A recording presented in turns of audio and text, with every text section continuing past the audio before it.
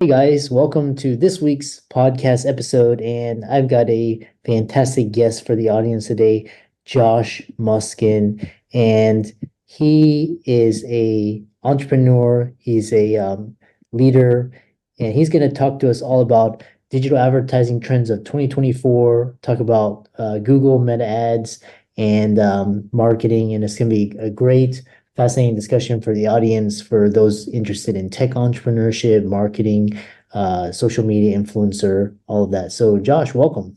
Thank you. Thank you. Happy to be here. Yeah, and like I said, I'm always interested in the cutting edge, hearing what is new and novel. This year is AI.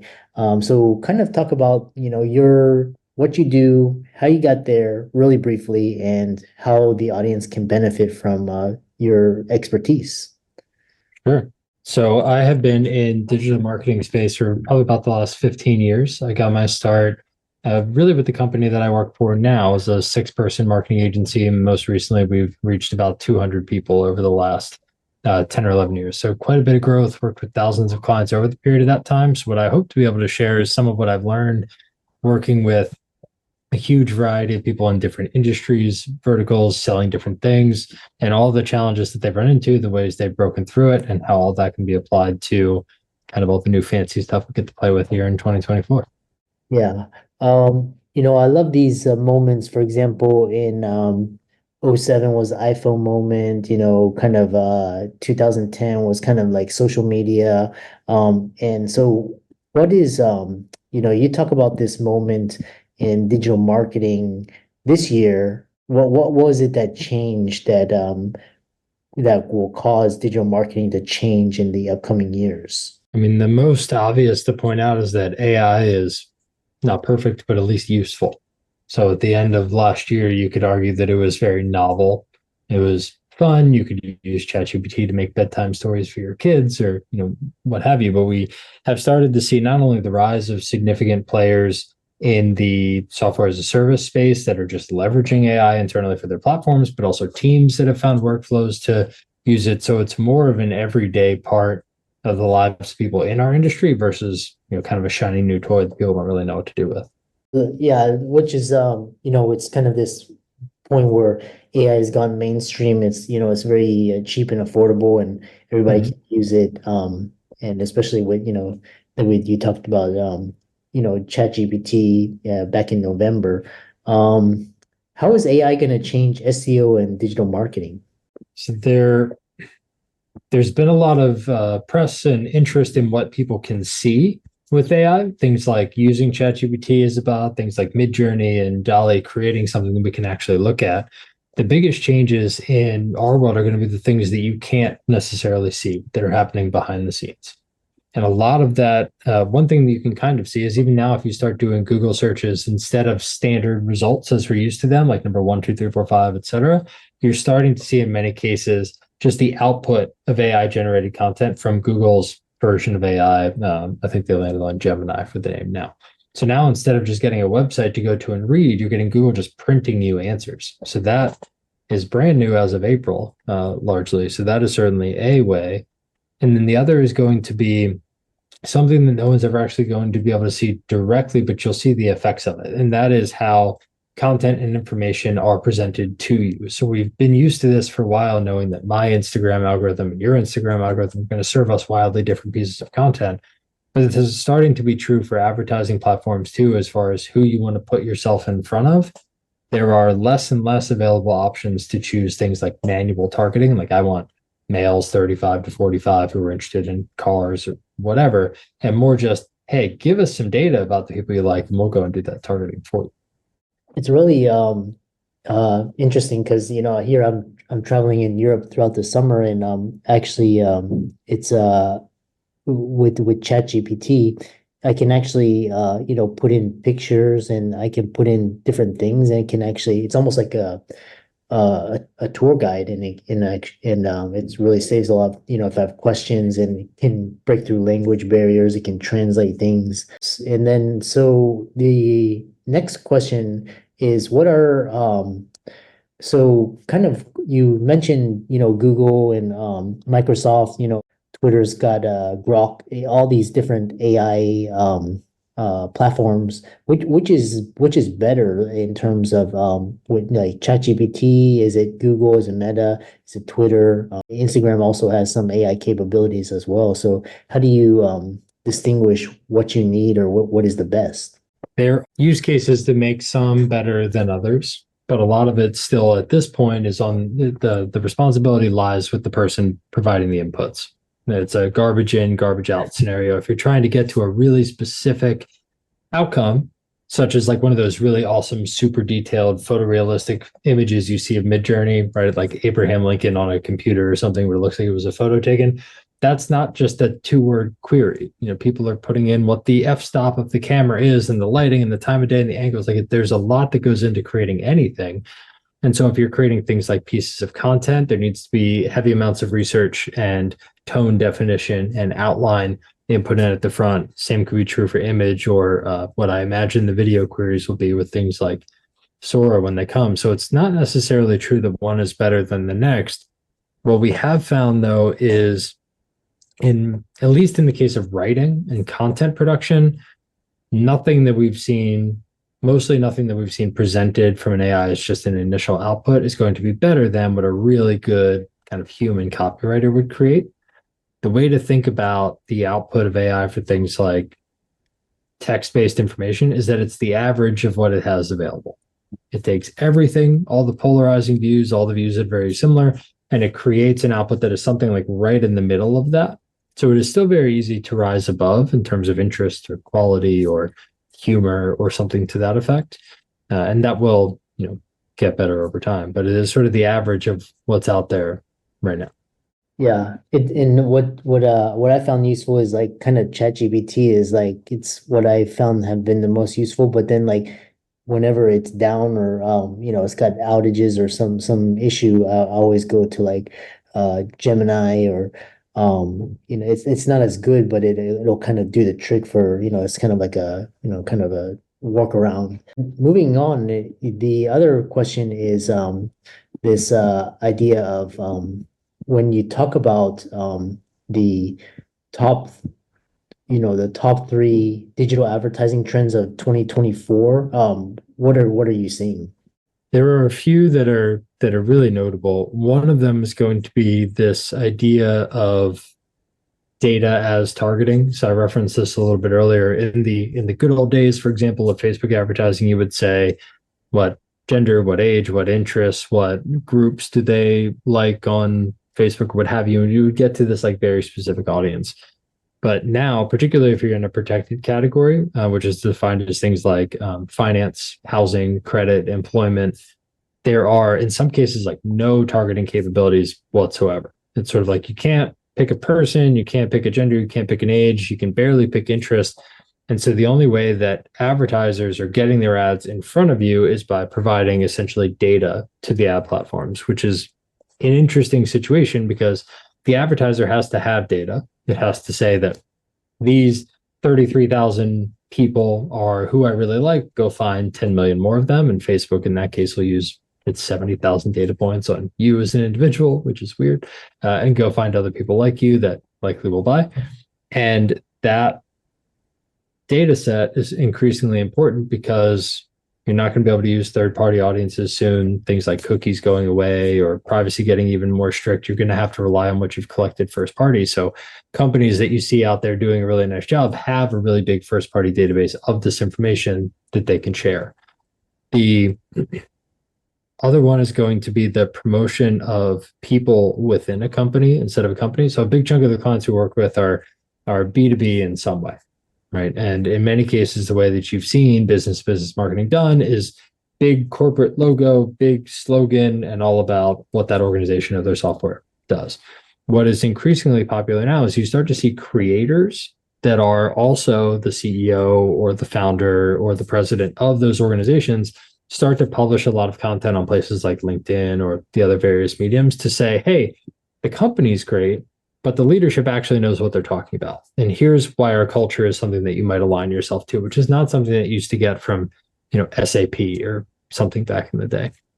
And Yeah. the third one we've talked about quite a bit really is just AI, the people that are finding a way to use AI that is scalable and not as a stopgap for a skill set that they should have had, are the people that are getting a head start now. And you can see that as acutely as the people that are being referenced in Google's AI answers of their sort of standard organic search results. Those people have made considerable effort to be shown there versus, fingers crossed and hoping that they get there. Yeah. What are the top three mistakes you see companies making in their digital marketing campaigns?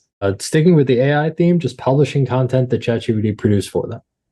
Yeah, there was actually sort of a reckoning of that about a month ago. There were people basically just producing 50 blog posts a day. They'd go to ChatGPT, put a query in, it would spit something out, they'd copy it, paste it, publish it on the site.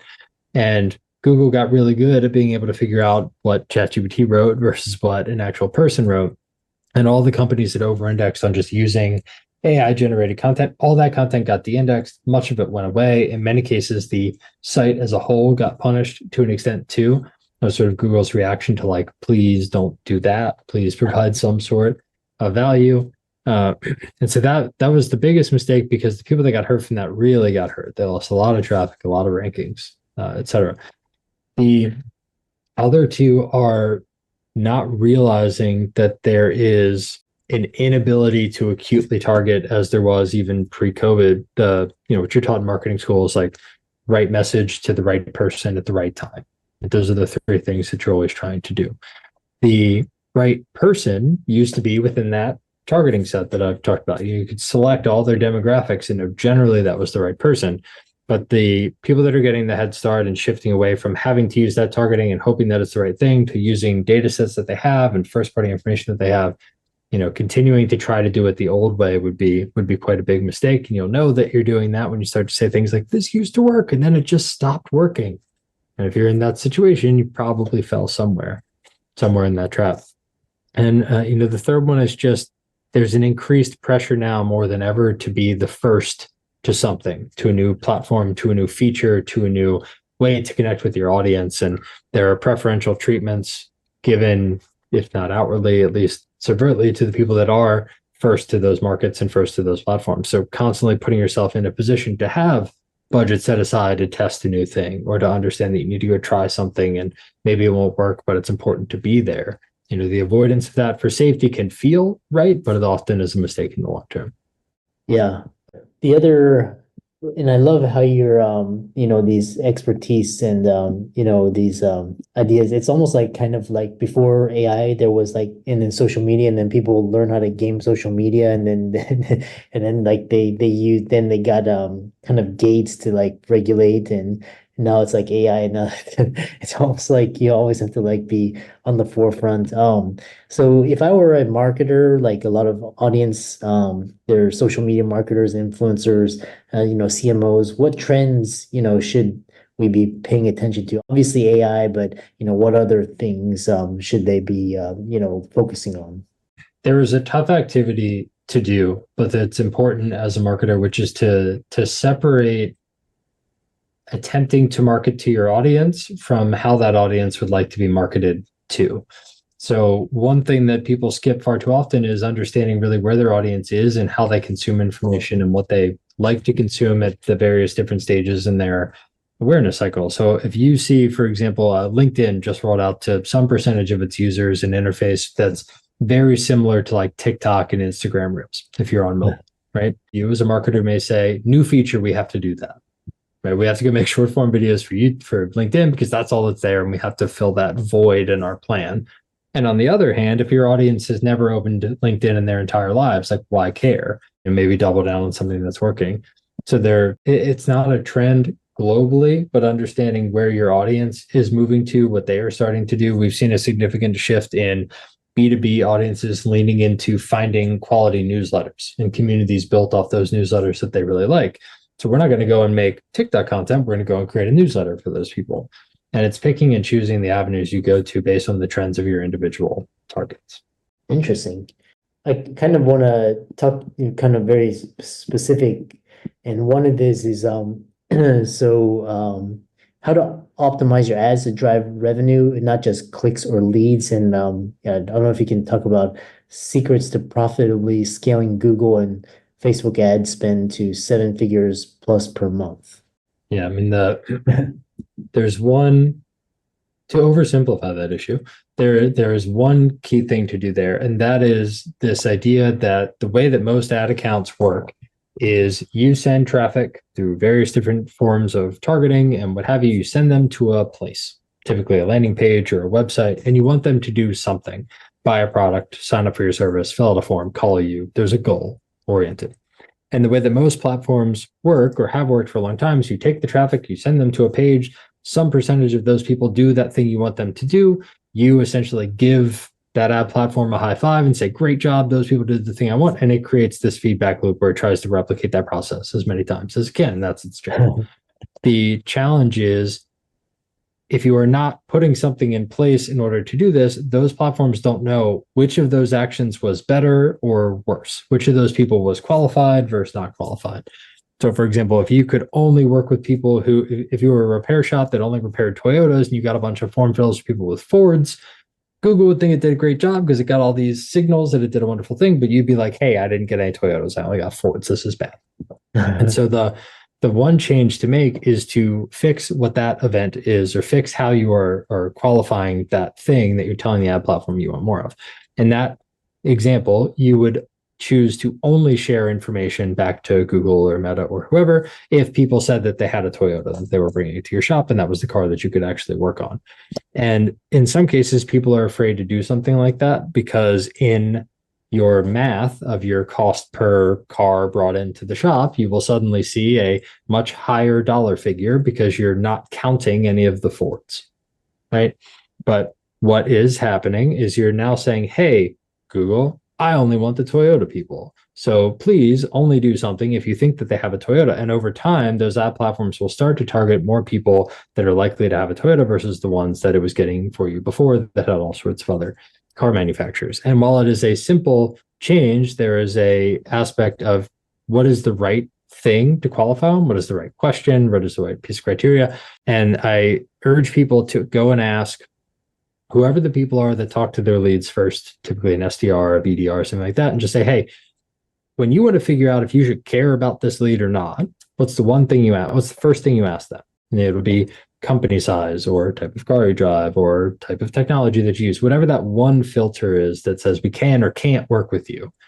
That becomes the thing by which you filter all your information.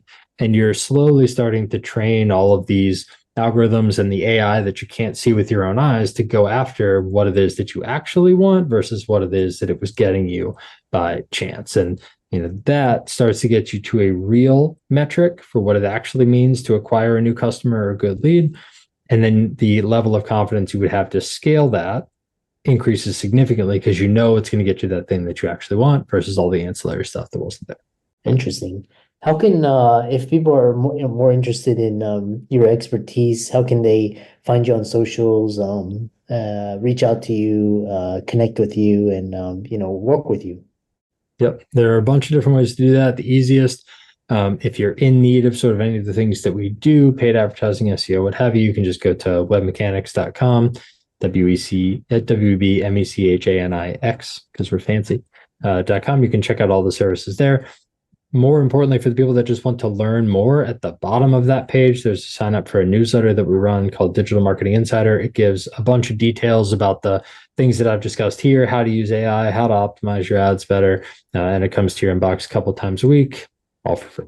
Yeah, I love that. And for all the audience, let's thank Josh for coming on and sharing his valuable wisdom and expertise and time. And be sure to give his socials a like and follow. Reach out to him. And thanks so much for coming on. Thanks so much, Christopher. I really enjoyed it.